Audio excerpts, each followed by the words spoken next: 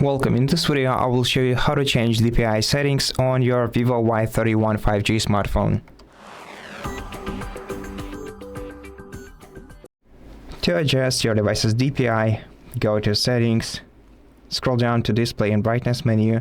In this menu, you'll be able to find things like font style. Well, the font style will not directly let you change DPI settings, but it will let you change the font style, and each font style has its own size. Therefore, you'll be able to not only customize your display and the looks of your smartphone, but also at some points you will customize the font size, and it will change the display size and DPI settings for your smartphone.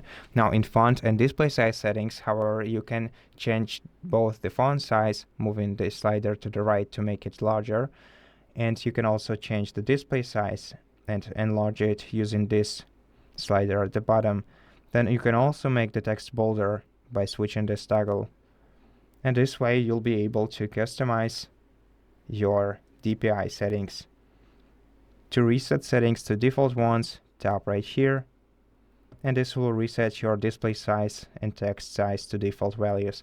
And that's it. Thank you for watching this video. If it helped you, please consider subscribing to our channel, leave us a like in the comment below, and I'll see you in the next one.